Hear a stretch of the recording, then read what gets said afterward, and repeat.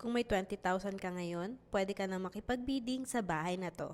This is a bank foreclosed property in Imus, Cavite. And lot, mas maluwag, mas mataas value.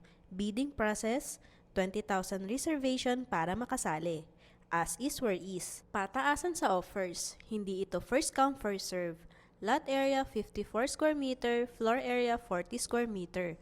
2 bedrooms, 1 toilet and bath. Perfect starter home or pang-investment. Starting bidding price, 2,080,000. Sample computation, 20% down payment, 416,000. 80% balance, 1,664,000. 15 years to pay, monthly around 18,500 to 20,500 per month. Estimated required income, 50,000 to 65,000 per month. Household income, pwede combined income.